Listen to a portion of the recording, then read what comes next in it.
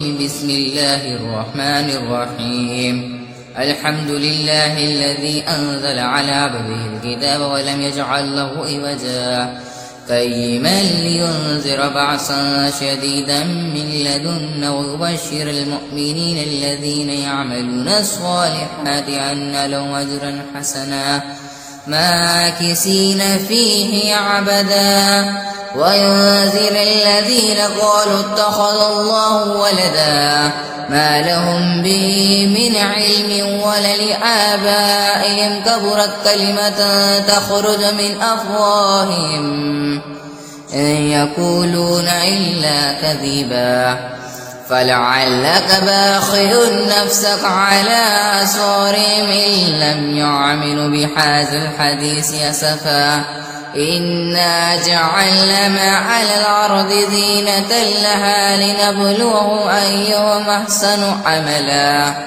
وإنا لجاعلون ما عليها صعيدا جروضا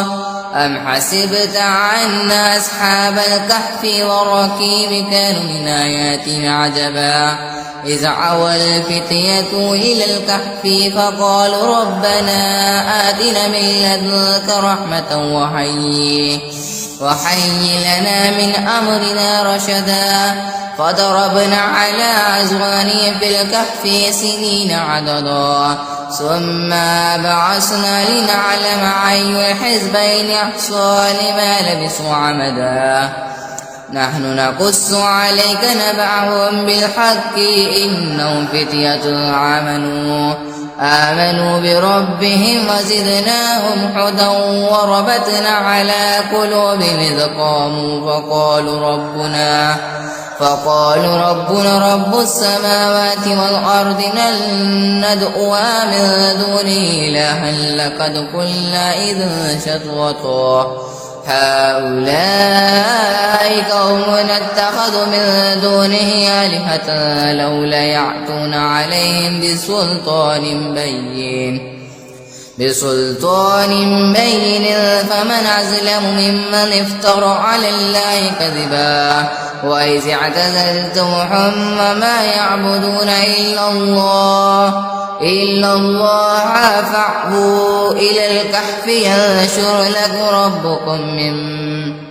من رحمته ويحيي لكم من أمركم مرفقا وترى الشمس إذا طلعت تزاور عن كهفهم ذات اليمين وإذا غربت تقرضهم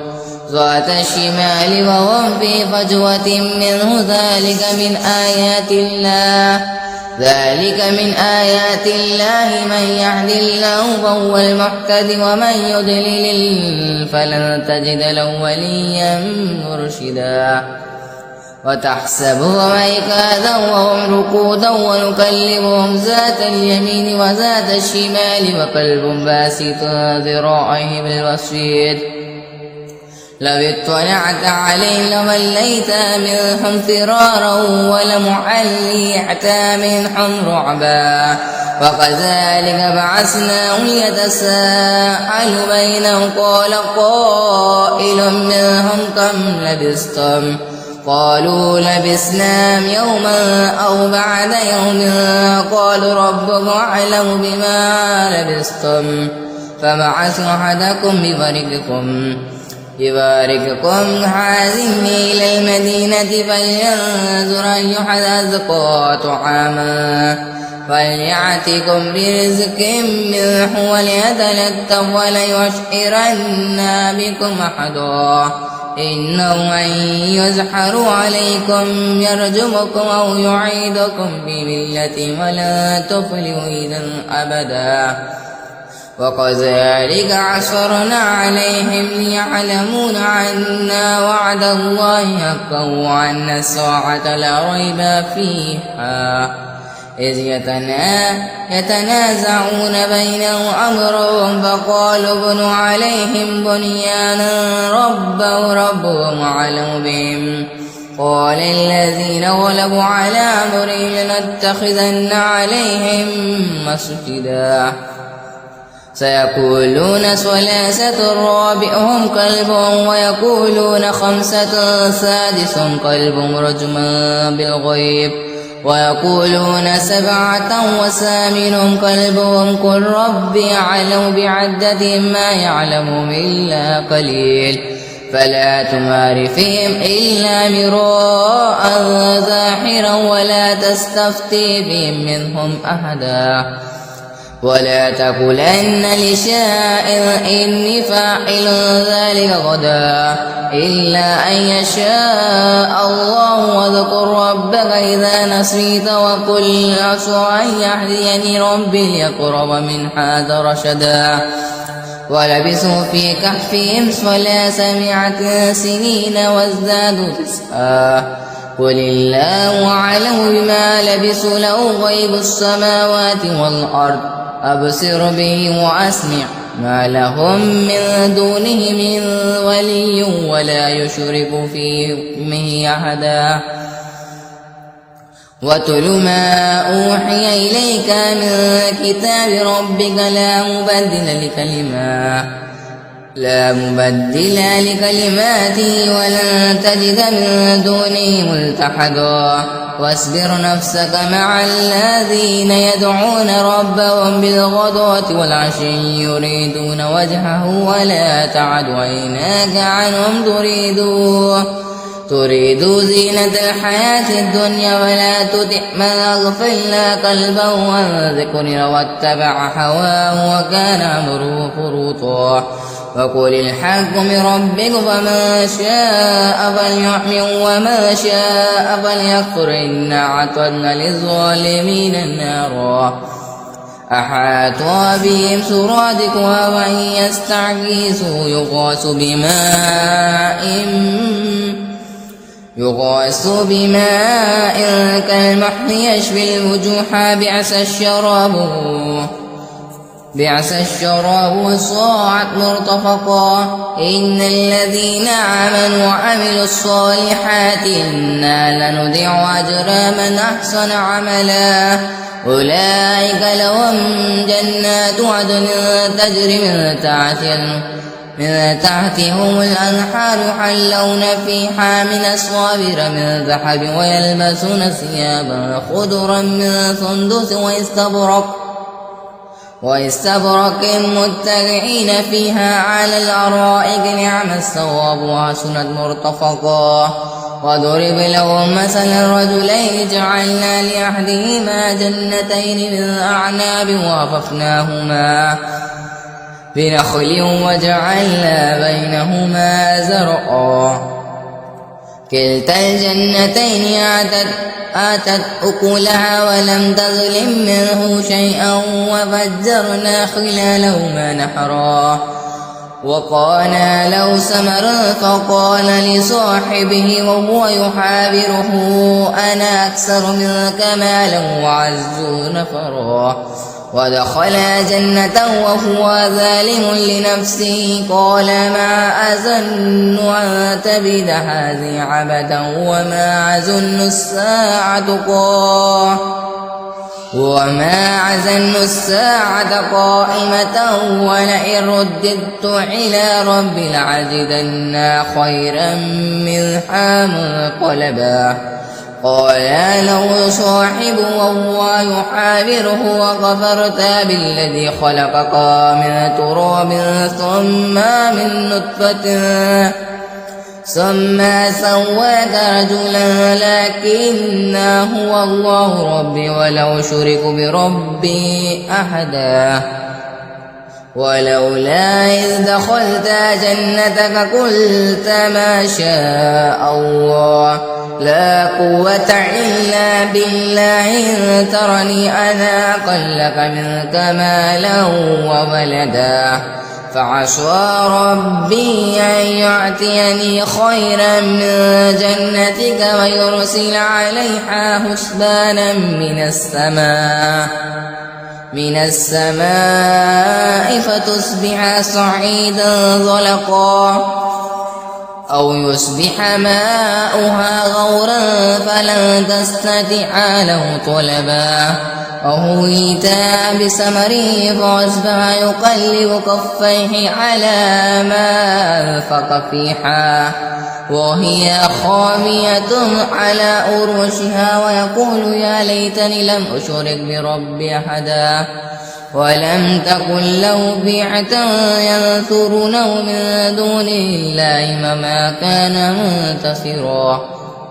هنالك الولاية لله الحق هو خير ثوابا وخير عقبا وضرب لهم مثل الحياة الدنيا كماء أنزلناه من السماء فاختلط به نبات الأرض فأصبح هشيما تذروه الرياح وكان الله على كل شيء مقتدرا المال والبنون زينة الحياة الدنيا والباقيات الصالحات خير عند ربك ثوابا وخير عملا ويوم نسير الجبال وترى الأرض باردة وحشرناهم فلم نغادر منهم أحدا وأريد على ربك صفا لقد جئتمونا كما خلقناكم أول مرة بل زعمتم أن لن نجعل لكم موعدا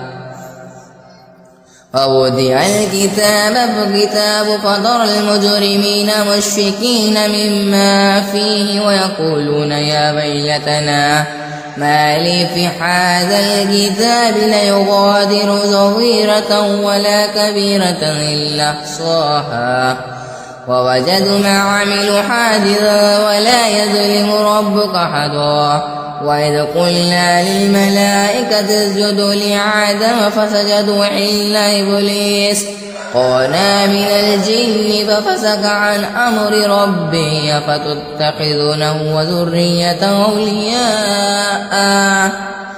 من دونه هم لكم عدو بئس للظالمين بدلا ما أشهدتم خلق السماوات والأرض ولا خلق أنفسهم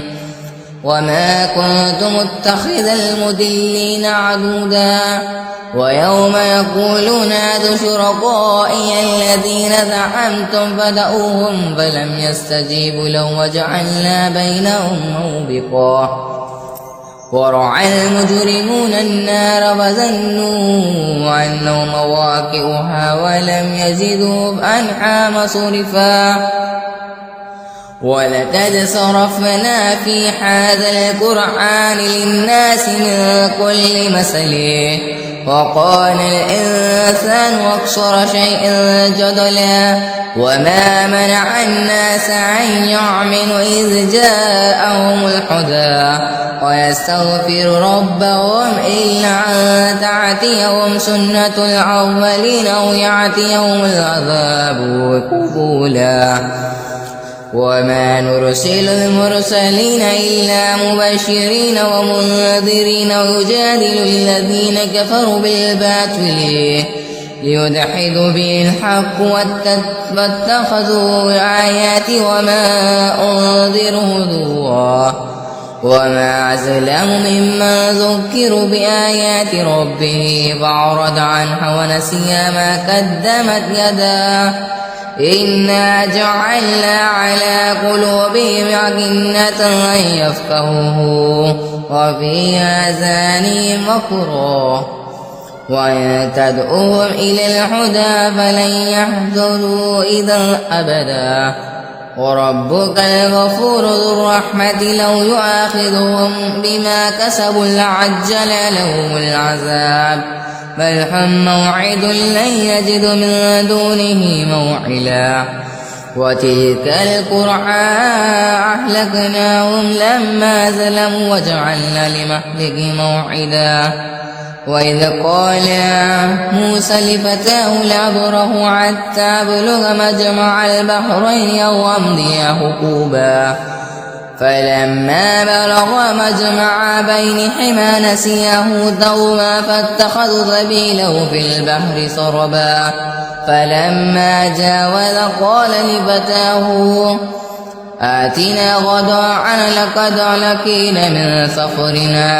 من سفرنا هذا نصبا قال أرأيت إذ أوينا إلى الصخرة فإني نسيت الحوت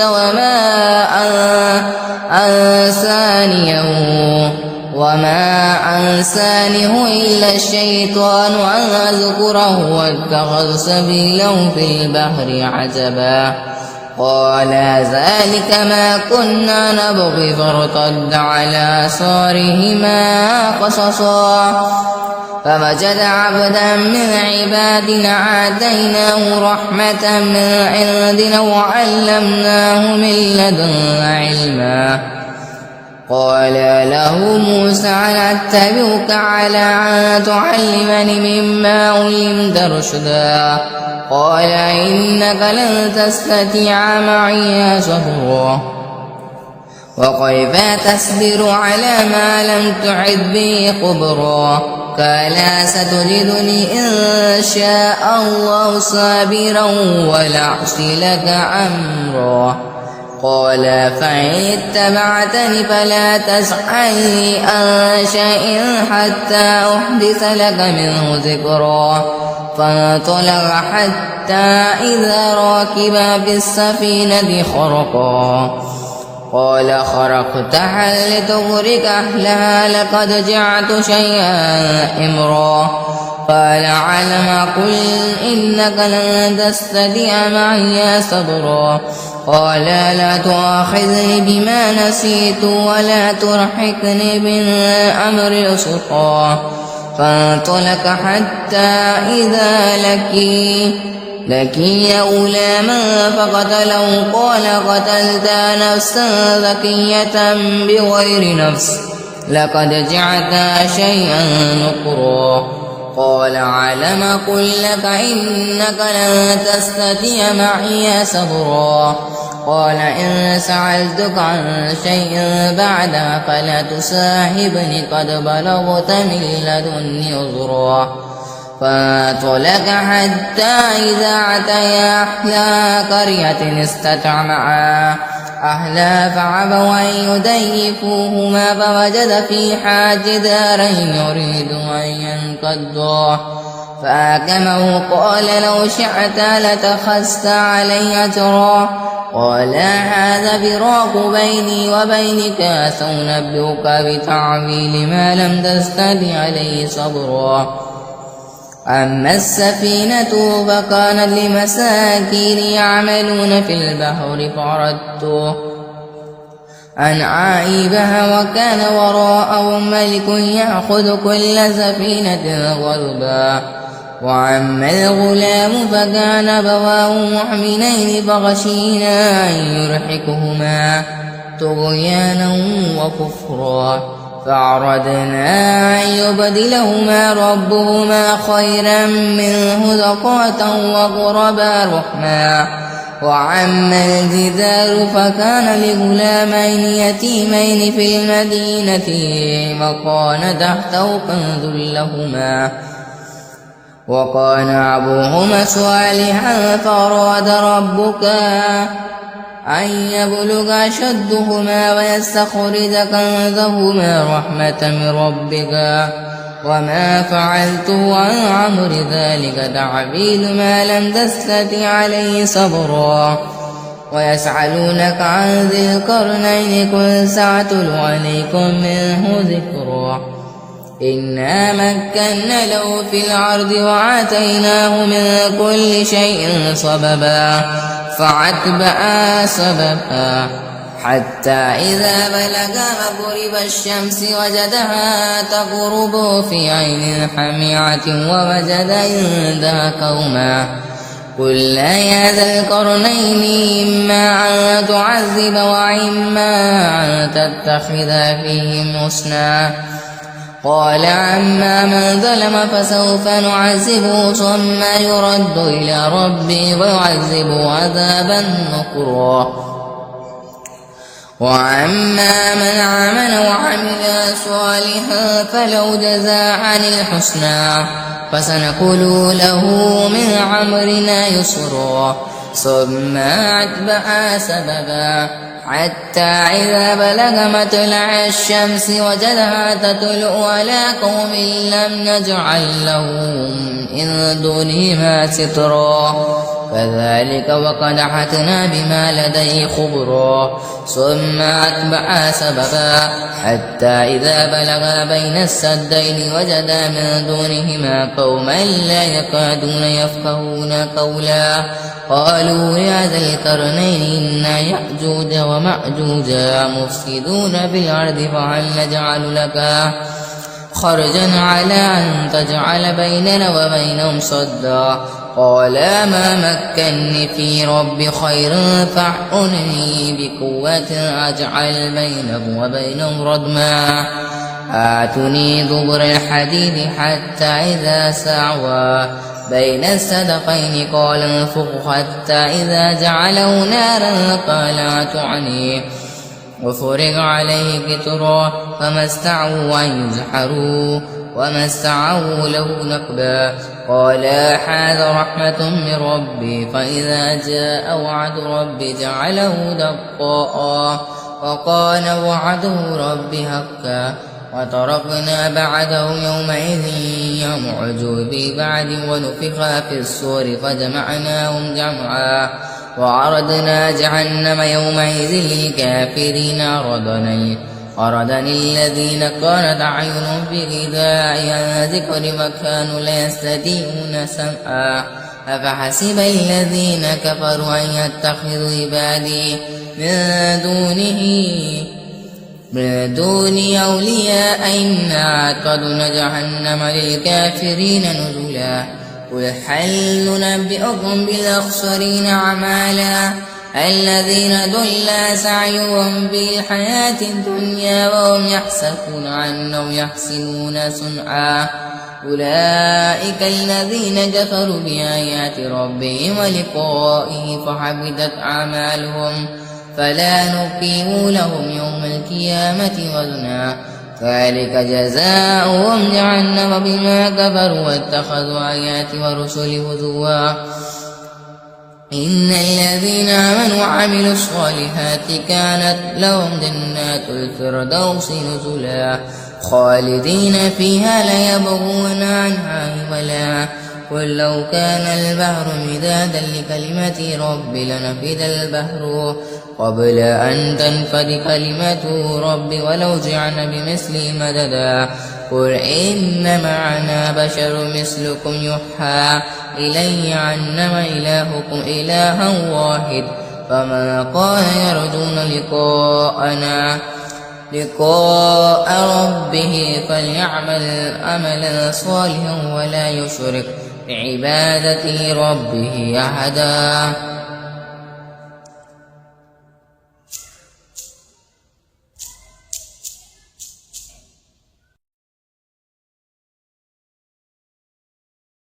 بسم الله الرحمن الرحيم الحمد لله الذي أنزل على عبده الكتاب ولم يجعل له عوجا قيما لينذر بأسا شديدا من لدنه ويبشر المؤمنين الذين يعملون الصالحات أن لهم أجرا حسنا ماكثين فيه عبدا وينذر الذين قالوا اتخذ الله ولدا ما لهم به من علم ولا لآبائهم كبرت كلمة تخرج من أفواههم إن يقولون إلا كذبا فلعلك باخع نفسك على آثارهم إن لم يعملوا بهذا الحديث أسفا إنا جعلنا ما على الأرض زينة لها لنبلوهم أيهم أحسن عملا وإنا لجاعلون ما عليها صعيدا جرضا أم حسبت أن أصحاب الكهف والرقيم كانوا من آياتنا عجبا إذ عوى الفتية إلى الكهف فقالوا ربنا آتنا من لدنك رحمة وهيئ لنا من أمرنا رشدا فضربنا على أذقانهم في الكهف سنين عددا ثم بعثنا لنعلم أي الحزبين أحصى لما لبثوا عمدا نحن نقص عليك نبأهم بالحق إنهم فتية آمنوا بربهم وزدناهم هدى وربطنا على قلوبهم إذ قاموا فقالوا ربنا رب السماوات والأرض لن ندعو من دونه إلها لقد قلنا إذا شطوطا هؤلاء قوم اتخذوا من دونه آلهة لولا يأتون عليهم بسلطان بين فمن أظلم ممن افترى على الله كذبا وإذ اعتزلتموهم وما يعبدون إلا الله فاعبوا إلى الكهف ينشر لكم ربكم من رحمته ويحيي لكم من أمركم مرفقا وترى الشمس إذا طلعت تزاور عن كهفهم ذات اليمين وإذا غربت تقرضهم ذات الشمال وهم في فجوة منه ذلك من آيات الله من يهد الله فهو المهتد ومن يضلل فلن تجد له وليا مرشدا وتحسبهم أيقاظا وهم ركودا ونكلمهم ذات اليمين وذات الشمال وقلب باسط ذراعيه بالوسيد لو اطلعت عليهم لوليت منهم فرارا ولمعليت منهم رعبا وكذلك بعثناهم يتساءلوا بينهم قال قائل منهم كم لبثتم قالوا لبثنا يوما أو بعد يوم قالوا ربكم أعلم بما لبثتم فبعثوا أحدكم ببارككم هذه إلى المدينة فلينظر أيها أزكى طعاما فليأتكم برزق منه وليتلطف وليشعرن بكم أحدا إنهم أن يزحروا عليكم يرجمكم أو يعيدكم بملة ولا تفلحوا إذا أبدا وكذلك عثرنا عليهم ليعلمون أن وعد الله حق وأن الساعة لا ريب فيها إذ يتنازعون بينهم أمرهم فقالوا ابنوا عليهم بنيانا ربهم أعلم بهم قال الذين غلبوا على أمرهم لنتخذن عليهم مسجدا سيقولون ثلاثة رابعهم كلبهم ويقولون خمسة سادسهم كلبهم رجما بالغيب ويقولون سبعة وثامنهم كلبهم قل ربي أعلم بعدتهم ما يعلمهم إلا قليل فلا تمار فيهم إلا مراء ظاهرا ولا تستفتي بهم منهم أحدا ولا تقولن لشائع إني فاعل ذلك غدا إلا أن يشاء الله واذكر ربك إذا نسيت وقل عسى أن يهديني ربي لأقرب من هذا رشدا ولبثوا في كهفهم 300 سنين وازدادوا تسعا قل الله أعلم بما لبثوا له غيب السماوات والأرض أبصر به وأسمع ما لهم من دونه من ولي ولا يشرك في حكمه أحدا واتل ما أوحي إليك من كتاب ربك لا مبدل لكلماته لا مبدل لكلماته ولن تجد من دونه ملتحدا واصبر نفسك مع الذين يدعون ربهم بالغدوة والعشي يريدون وجهه ولا تعد عيناك عنهم تريد زينة الحياة الدنيا ولا تطع من أغفلنا قلبه عن ذكرنا واتبع هواه وكان أمره فرطا وقل الحق من ربك فمن شاء فليؤمن ومن شاء فليكفر إنا أعتدنا للظالمين نارا أحاط بهم سرادقها وإن يستغيثوا يغاث بماء كالمحن يشفي الوجوه بئس الشراب وساءت مرتفقا إن الذين آمنوا وعملوا الصالحات إنا لنضيع أجر من أحسن عملا أولئك لهم جنات عدن تجري من تحتهم الأنهار يحلون فيها من أساور من ذهب ويلبسون ثيابا خضرا من سندس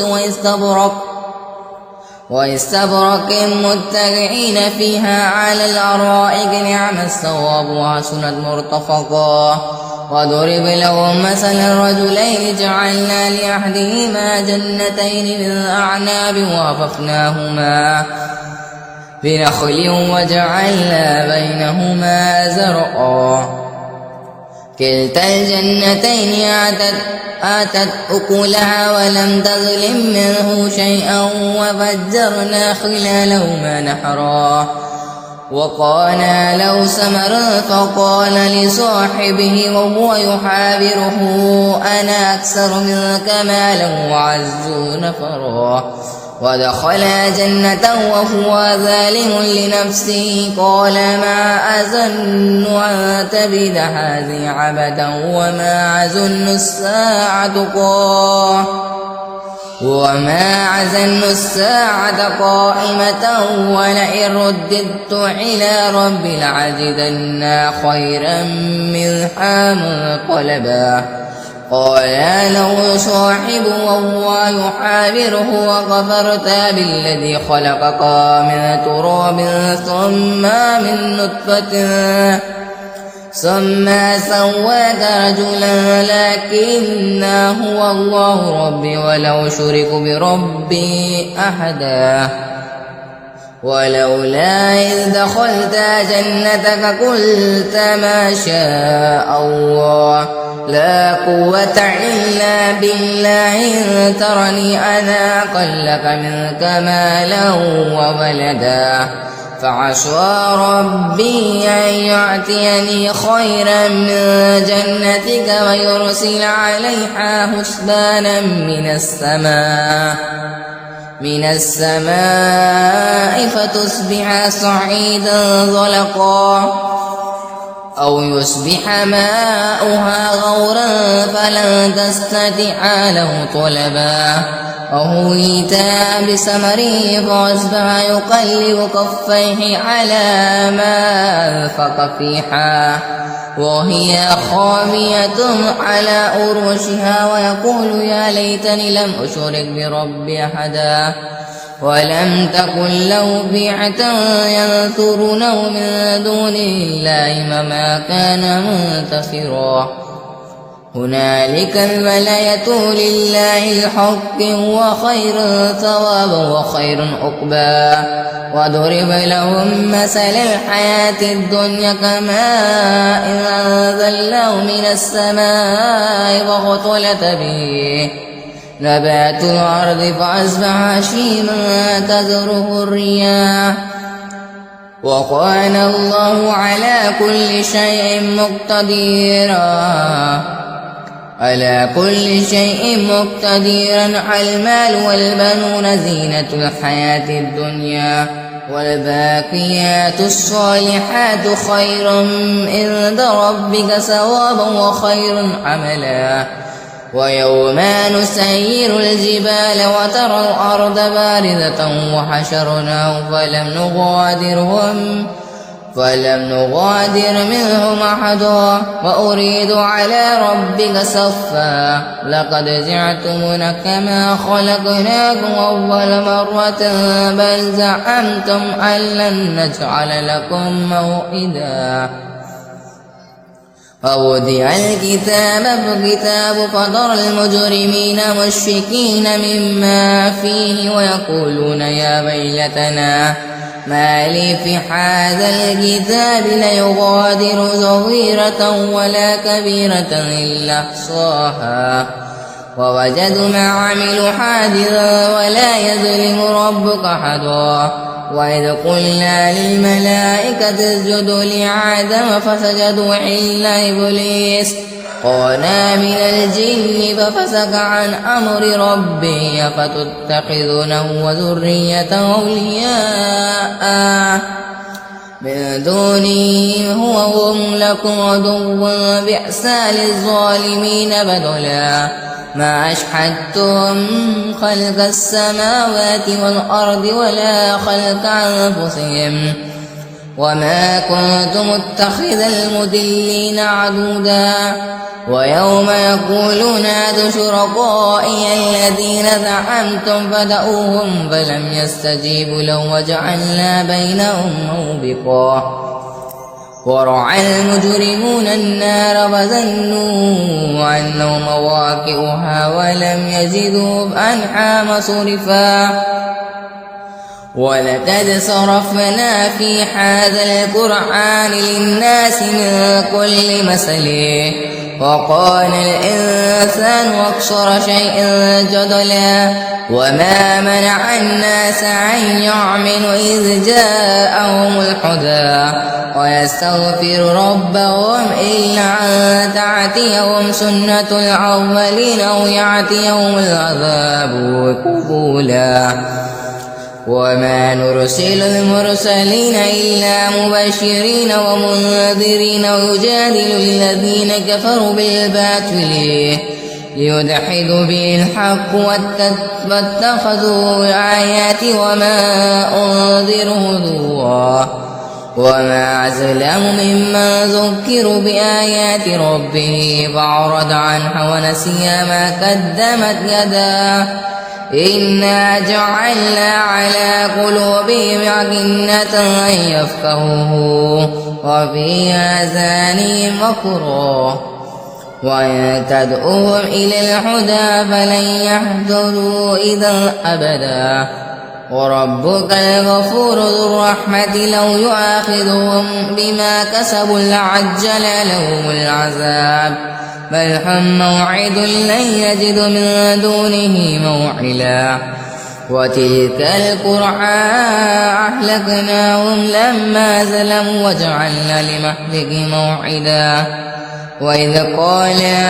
موسى لفتاه لأبره حتى أبلغ مجمع البحرين أو أمضي حقوبا فلما بلغ مجمع بينهما نسيا حوتهما فاتخذ سبيله في البحر سربا فلما جاوز قال لفتاه آتنا غداءنا لقد لقينا من سفرنا هذا نصبا قال أرأيت إذ عبينا إلى الصخرة فإني نسيت الحوت وما أنسانيه إلا الشيطان أن أذكره واتخذ سبيله في البحر عجبا قال ذلك ما كنا نبغي فارتد على آثارهما قصصا فوجد عبدا من عبادنا آتيناه رحمة من عندنا وعلمناه من لدنا علما قال له موسى هل أتبعك على أن تعلمني مما علمت رشدا قال إنك لن تستطيع معي صبرا وكيف تصبر على ما لم تعد به خبرا قال ستجدني إن شاء الله صابرا ولا أعصي لك أمرا قال فإن اتبعتني فلا تسألني عن شيء حتى أحدث لك منه ذكرا فانطلق حتى إذا راكبا في السفينة خرقا قال خرقتها لتغرق أهلها لقد جعلت شيئا إمرا قال علم قل إنك لن تستطيع معي صبرا قال لا تؤاخذني بما نسيت ولا ترهقني بالأمر رشقا فانطلق حتى إذا لقي غلاما فقتله قال قتلت نفسا زكية بغير نفس لقد جعلت شيئا نكرا قال علم قل لك إنك لن تستطيع معي صبرا قال إن سألتك عن شيء بعدها فلا تصاحبني قد بلغت من لدني عذرا فانطلق حتى إذا أتيا أهل قرية استطعما أهلها فأبوا أن يضيفوهما فوجد فيها جدارا يريد أن ينقضا فأحكمه قال لو شئت لاتخذت علي أجرا قال هذا فراق بيني وبينك سأنبئك بتعويل ما لم تستطع عليه صبرا أما السفينة فكانت لمساكين يعملون في البحر فأردت أن أعيبها وكان وراءهم ملك يأخذ كل سفينة غصبا وأما الغلام فكان أبواه مؤمنين فخشينا أن يرهقهما طغيانا وكفرا فأردنا أن يبدلهما ربهما خيرا منه زكاة وقربا رحما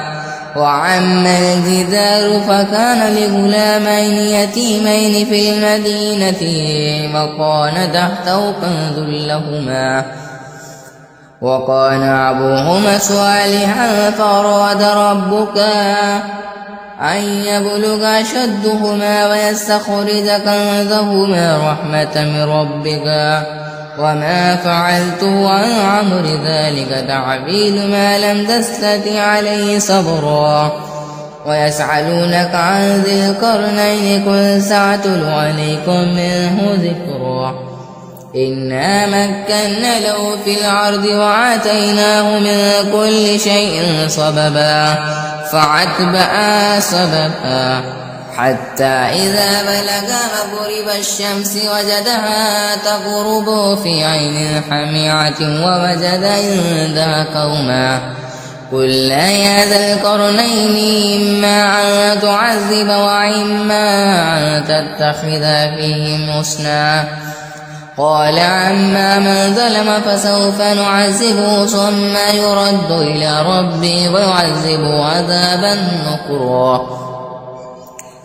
وأما من آمن وعمل صالحا فلو جزاء الحسنى فسنقول له من أمرنا يسرا ثم أتبع سببا حتى إذا بلغ مطلع الشمس وجدها تطلع على قوم لم نجعل لهم من دونهما سترا كذلك وقد أحطنا بما لديه خبرا ثم أتبع سببا حتى إذا بلغ بين السدين وجد من دونهما قوما لا يكادون يفقهون قولا قالوا يا ذا القرنين إن يأجوج ومأجوج مفسدون في الأرض فهل نجعل لك خرجا على أن تجعل بيننا وبينهم صدا قال ما مكني في ربي خير فاعونني بقوة أجعل بينهم وبينهم ردما آتني دبر الحديد حتى إذا سعوا بين السدقين قال انفخ حتى إذا جعله نارا قال أتعني وفرغ عليه قطرا فما استطاعوا أن يزحروا وما استعوا له نقبا قال هذا رحمة من ربي فإذا جاء وعد ربي جعله دقاء وقال وعده ربي حقا وتركنا بعدهم يومئذ يمعج ببعد ونفخ في الصور فجمعناهم جمعا وعرضنا جهنم يومئذ للكافرين عرضا الذين كانت أعينهم في غذاء عن ذكر وكانوا لا يستطيعون سمعا أفحسب الذين كفروا أن يتخذوا عبادي من دوني أولياء إنا أعتدنا جهنم للكافرين نزلا قل هل ننبئكم بالأخسرين أعمالا الذين ضل سعيهم بالحياة الدنيا وهم يحسبون أنهم يحسنون صنعا أولئك الذين كفروا بآيات ربهم ولقائه فحبطت أعمالهم فلا نقيم لهم يوم القيامة وزنا ذلك جزاؤهم جهنم بما كفروا واتخذوا آياتي ورسلي هزوا إن الذين آمنوا وعملوا الصالحات كانت لهم جنات الفردوس نزلا خالدين فيها لا يبغون عنها حولا قل لو كان البحر مدادا لكلمة ربي لنفد البحر قبل أن تنفد كلمة ربي ولو جعلنا بمثله مددا قل إنما أنا بشر مثلكم يوحى إلي أنما إلهكم إله واحد فمن قال يرجون لقاء ربه فليعمل عملا صالحا ولا يشرك بعبادة ربه أحدا.